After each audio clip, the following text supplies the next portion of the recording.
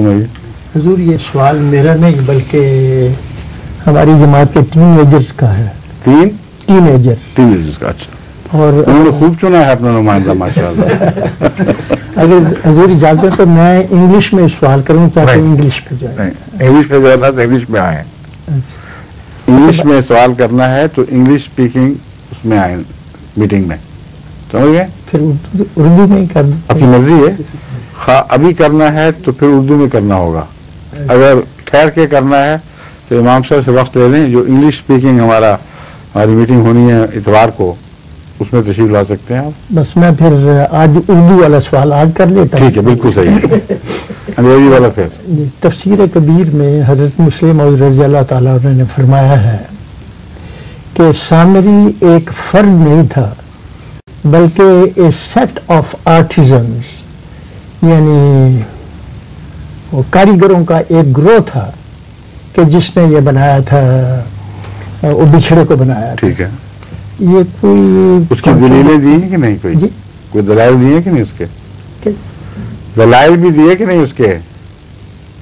حضور نے جو دلیل دی ہے وہ یہ ہے کہ انہوں نے ایک ایسی قسم کی چیز بنائی جس میں ٹیکنیکل ضرورت. تو مجھے پتا ہے، لیکن یہ کہ وہ ایک آدمی نہیں تھا بلکہ ایک گروہ تھا، جو ٹیکنیشینز کا گروہ تھا، اس کی دلائل کیا دیے ہیں حضرت مسلم موعود نے؟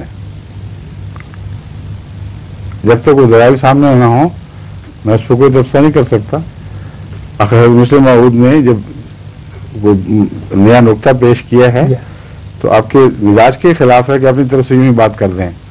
لازماً بڑے دلائل سے مرصع کر کے اس کو پیش فرماتے ہیں.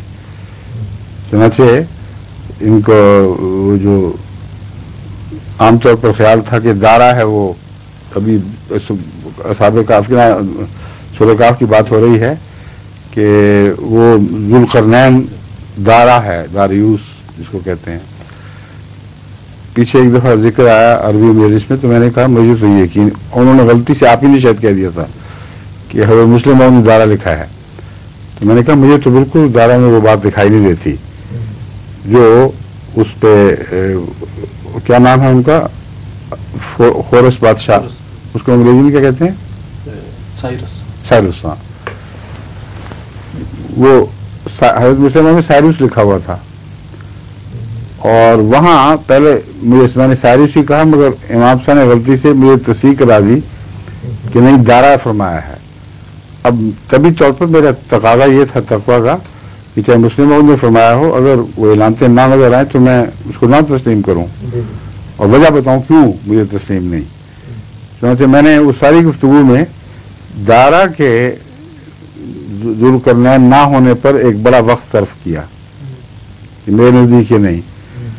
بعد ازاں جب تفسیر کبیر دیکھی تو پتہ چلا کہ حضرت مسلم موعود نے تو سائرس کو وہ ذوالقرنین بیان فرمایا اور اس کے لیے اتنے مضبوط دلائل پیش کیے ہیں کہ کوئی سوال ہی نہیں پیدا ہوتا ان سے ہٹنے کا، ان سے انکار کا.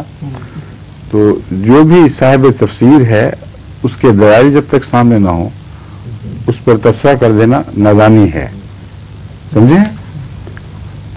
اس لیے یہ تو مجھے خوشی ہوئی کہ میں نے محض دارا کو کرٹیسائز کیا، وہ اس حضرت مسلم موعود نے خود ہی کیا ہوا ہے.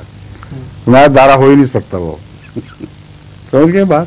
میں نے بھی پڑھا یہی ہے نا بات امام صاحب. ہاں، تو اس لیے تفسیر کی باتیں سامنے کتاب رکھ کر تفسیر کا حوالہ پڑھ کر ہوں گی. سمجھ گئے؟